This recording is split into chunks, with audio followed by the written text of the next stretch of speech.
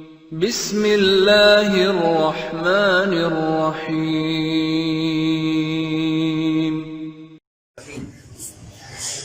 نحمده ونصلي ونسلم على رسوله الكريم اما بعد فاعوذ بالله من الشيطان الرجيم بسم الله الرحمن الرحيم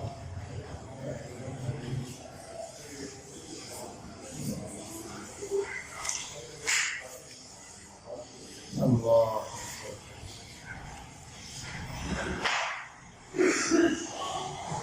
عن جرير بن عبد الله رضي الله عنه قال سمعت رسول الله صلى الله عليه وسلم يقول ما من رجل يكون في قوم يعمل فيهم بالمعاصي يقدرون على أن يغيروا عليه ولا يغيرون إلا أصابهم الله بعقاب قبل أن يموتوا رواه أبو داود وابن ماجه. حضرت جریر بن عبداللہ رضی اللہ عنہ فرماتے ہیں کہ رسول اللہ صلی اللہ علیہ وآلہ وسلم نے ارشاد فرمایا اگر کسی جماعت اور قوم میں کوئی شخص کسی گناہ کا ارتکاب کرتا ہے اور وہ جماعت اور قوم باوجود قدرت کے اس شخص کو گناہ سے نہیں روکتی تو ان پر مرنے سے پہلے دنیا ہی میں اللہ تعالیٰ کا عذاب مسلط ہو جاتا ہے. قبل ان یموتوا، مرنے سے پہلے دنیا ہی میں اللہ تعالیٰ کا عذاب مسلط ہو جاتا ہے. محترم بھائیوں، اس حدیث پاک میں آج کل جو پریشانی بنی ہوئی ہے پوری دنیا میں، اس پریشانی کا حل صاف بتلا دیا کہ جب کوئی کسی جماعت یا قوم میں کوئی گناہ ہو، اللہ کی نافرمانی ہو، کوئی ایک آدھ گناہ ہو، کوئی ایک آدھ اللہ کی نافرمانی ہو اور اس کو روکنے کی قدرت بھی اور پھر بھی نہ روکیں تو پھر مرنے سے پہلے اللہ دنیا ہی میں اللہ اپنا عذاب مسلط کر دے. اس وقت پوری دنیا میں اللہ کا عذاب ہے. اللہ کی قسم ان بطش ربک لشدید، بے شک تیرے رب کی پکڑ بڑی سخت، اللہ کی پکڑ بڑی سخت ہے. وما اصابکم من مصیبت فبما کسبت ایدیکم، تمہارے اوپر جو مصیبت، جو پریشانی، جو بیماری، جو حالات آتے ہیں تمہارے اپنے ہاتھوں کی کمائی. ویعفو عن کثیر، اور بہت سارے گناہوں کو تعالیٰ ویسے ہی معاف کر دیتے ہیں اور اللہ تعالیٰ ہر گناہ پہ نہیں پکڑتے. اور اللہ دوسری جگہ فرما رہے ہیں وَلَوْ يُؤَاخِذُ اللَّهُ النَّاسَ بِمَا كَسَبُوا، جو لوگ حرکتیں کرتے ہیں ان کو ہر حرکت پر اللہ پکڑنے شروع کر دیں. مَا تَرَكَ عَلَىٰ ظَهْرِهَا مِن دَابَّةٍ، تو پوری روئے زمین پر کوئی بھی چلنے والا نہ ملے، سب موت کے گھاٹ، فنا کے گھاٹ اتر گئے. ہے انا للہ و انا الیہ راجعون.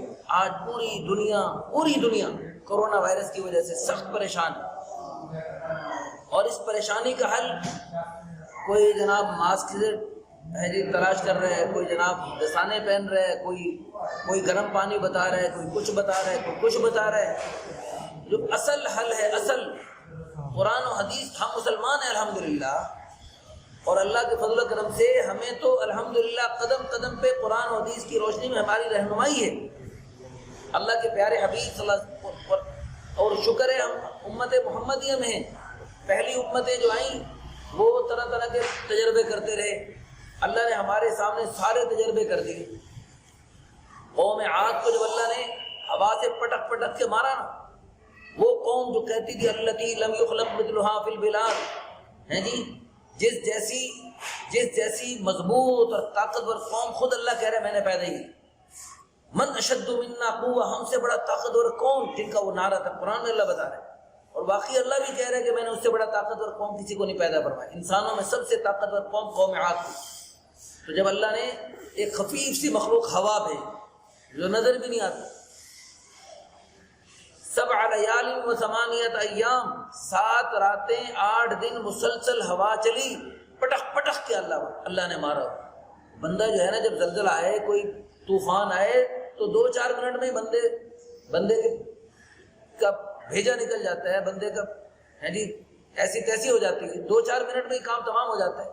لیکن 7 لیال و وثمانیت ایام، 7 راتیں 8 دن مسلسل ان کو پٹخ کے مارا، گویا کہ ہمیں سکھایا، ہمیں دکھایا اے امت محمدیہ، اے میرے پیارے حبیب کے پیاری امت، ایسے اتنی خطرناک میری پکڑ اتنی بڑی سخت ہے، جب تم مجھے ناراض کرو گے تو میں ایسے تمہیں سزا دے سکتا ہوں، میں تمہیں سزا دے سکتا ہوں۔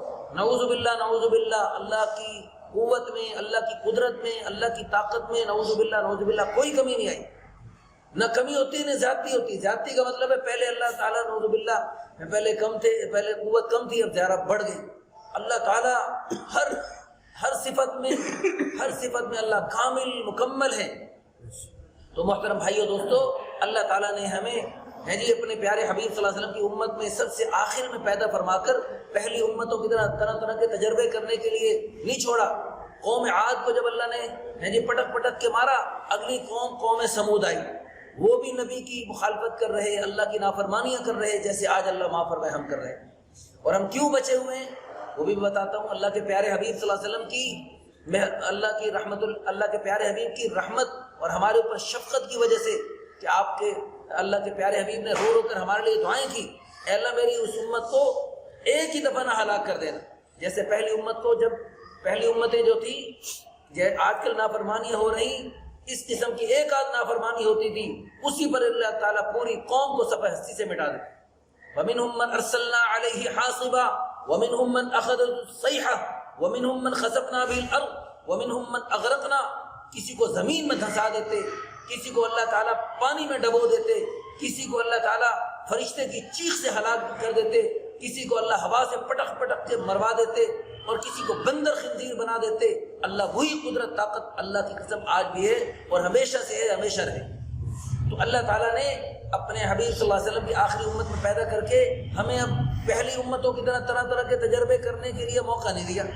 ہمیں پہلے تجربے کرنے کی کوئی ضرورت نہیں، ہم سب کو صاف کھلی آنکھوں سے اور بالکل نظر آ جانا چاہیے کہ اللہ کے حکموں میں، اللہ کے پیارے نبی کے پیارے طریقوں میں ہی کامیابی ہے، اور اس کو چھوڑ کر چاہے جتنی مرضی ہم طاقت بنا لیں اور جتنی مرضی ہم ٹیکنالوجی میں اور سائنس میں اور میڈیکل سائنس میں ترقی کر لیں، تو ہم اللہ کی قسم بے بس ہیں، بے کس ہیں۔ ساری دنیا اس وقت اللہ کے سامنے، یا اللہ تو نے دکھا دیا کہ تو بڑا ہے، تیری طاقت بڑی ہے، تیری پکڑ بڑی ہے، تو نے وہ مخلوق ہم پر مسلط کی جو ہمیں نظر بھی نہیں آ رہی۔ وہ قوم نمرود پر تو اللہ نے وہ مچھر کی فوج بھیجی تھی، چھوٹے چھوٹے مچھر بھیجے، اور ابابیل وہ ابرہا اور ہاتھیوں والا بڑا لشکر لے کے آیا تھا، اس کے لیے تو اللہ نے اللہ تعالیٰ نے ابابیل بھیجے چھوٹے چھوٹے۔ الم تر کیف فعل ربک باصحاب الفیل الم یجعل کیدہم فی تضلیل وارسل علیہم طیرا ابابیل ترمیہم بحجارۃ من سجیل فجعلہم کعصف مأکول۔ چھوٹے چھوٹے کنگروں سے اللہ نے وہ ہاتھی کے بڑے لشکر، اس زمانے کی سب سے بڑی قوت طاقت کو اللہ نے بڑی مخلوق نہیں بھیجی، چھوٹے سے ابابیل کو اور اس کے چھوٹی چھوٹی کنکری کے ذریعے ایسے بھیجا کہ سر پہ لگتا تھا نا کنکر، وہ سر سے گزرتے ہوئے، ہاتھی میں سے گزرتے ہوئے پورے سوار کو بھی اور ہاتھی کو بھی یوں بھوسا بنا دیتا تھا، کعصف مأکول ایسے بنا دیتا۔ تو بھائیو دوستو، آج بھی اللہ نے اپنی قدرت سے، اپنی طاقت سے ہماری نافرمانیوں کی پاداش میں، ہماری بدعملیوں کی وجہ سے، ہمارے اپنے ہاتھوں کی کرتوتوں کے نتیجے میں اللہ نے ہمیں متوجہ کیا ہے۔ اب بھی ہم سنبھل سکتے ہیں، اب بھی ہم توبہ کر سکتے ہیں، اب بھی اللہ کی طرف رجوع کر سکتے ہیں۔ وَلَنُذِيقَنَّهُمْ مِنَ الْعَذَابِ الْأَدْنَىٰ دُونَ الْعَذَابِ الْأَكْبَرِ لَعَلَّهُمْ يَرْجِعُونَ۔ ہم ضرور ضرور تمہیں چکھائیں گے بڑے عذابوں سے پہلے چھوٹے چھوٹے عذاب، تاکہ تم رجوع کرو۔ افسوس، صد افسوس، اب بھی رجوع نہیں ہو رہا، اب بھی رجوع نہیں ہو رہا، اب بھی توبہ نہیں ہو رہی۔ ایسا لگتا ہے انتظار ہے اس بات کی کہ اللہ کے عذاب کا کوڑا میرے سر پہ برسے گا پھر میں توبہ کروں گا۔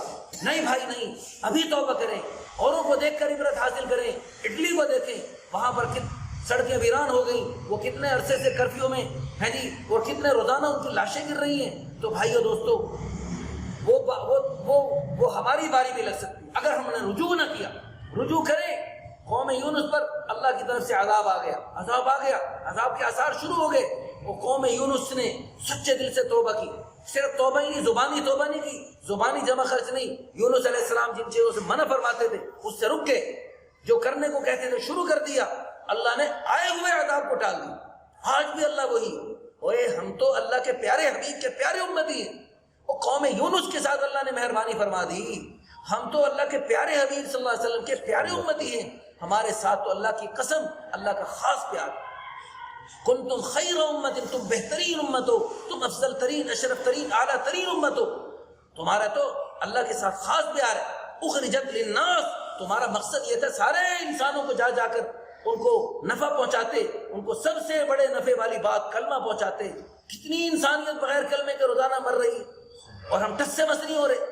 اللہ کے پیارے حبیب صلی اللہ علیہ وسلم کے سامنے ایک امتی بغیر کلمے کے مرتا تھا، اللہ کے پیارے حبیب کا رونا نہیں تھمتا تھا. میرا پیارا امتی ہمیشہ کی جنت کی نعمتوں سے بچ کر، نعمتوں سے محروم ہو کر ہمیشہ کی جہنم کا ایندھن بن گیا. اللہ کے پیارے حبیب صلی اللہ علیہ وسلم کو یہ غم تھا. ایک چھوٹا بچہ، یہودی کا بچہ حضور اقدس صلی اللہ علیہ وسلم کی خدمت اقدس میں حاضر ہوتا تھا اور آپ صلی اللہ علیہ وسلم کے ساتھ بیٹھتا تھا. جیسے چھوٹے چھوٹے بچے مسجدوں میں آ کے علماء کے پاس بیٹھتے ہیں تو وہ بچہ بیٹھتا تھا. تو کچھ دن نہیں آیا. اللہ کے پیارے حبیب صلی اللہ علیہ وسلم نے پوچھا وہ بچہ کدھر؟ تو صحابہ نے عرض کی یا رسول اللہ وہ تو بیمار ہے. اچھا. تو اللہ کے پیارے حبیب صلی اللہ علیہ وسلم فوراً تشریف لے گئے. رحمت للعالمین، سبحان اللہ، شفیع المذنبین، رؤوف الرحیم، دو جہاں کے بادشاہ خود بنفس نفیس چل کے تشریف لے جا رہے اور ان کے گھر جا کر اس کو جا کے عیادت کی. اس کو دیکھا وہ موت و حیات کی کشمکش میں ہے. تو اللہ کے پیارے حبیب صلی اللہ علیہ وسلم نے اس کو کلمہ پیش فرمایا کہ کلمہ پڑھ لو، ہیں جی میری رسالت کی گواہی دے دو، اللہ کی توحید کی گواہی دے دو. تو اس نے اپنے باپ کو دیکھا، باپ نے بھی کہہ دیا اطع ابا القاسم. ہمارے پیارے نبی صلی اللہ علیہ وسلم کی کنیت تھی ابو القاسم، تو یہ ابو القاسم کی بات کو مان لو. تو اس بچے نے اسی وقت کلمہ پڑھ لیا اور تھوڑی دیر میں اللہ کے پاس چلا گیا. تو اللہ کے پیارے حبیب صلی اللہ علیہ وسلم خوش ہو گئے. آپ کا چہرہ مبارک خوشی سے دمکنے لگا. آپ بہت حسین و جمیل تھے. تھوڑی سی خوشی بھی آپ صلی اللہ علیہ وسلم کے چہرے اطہر پہ ظاہر ہو جاتی تھی اور تھوڑا سا غم اور غصہ بھی آپ صلی اللہ علیہ وسلم کے چہرے انور پر ظاہر ہو جاتا تھا. تو اب اس کی خوشی کو دیکھ کر، اس کی یعنی موت کلمے پر دیکھ کر اللہ کے پیارے حبیب صلی اللہ علیہ وسلم خوش ہو گئے. تو صحابہ نے عرض کی یا رسول اللہ آپ کتنے خوش؟ فرمایا ہاں الحمدللہ الذی انقذہ بی من النار، تمام تعریف اس اللہ کے لیے جس اللہ اور اللہ کا شکر ہے جس نے میرے ذریعے اس کو ہمیشہ کی جہنم سے بچا کر ہمیشہ کی جنت میں داخل فرما دیا.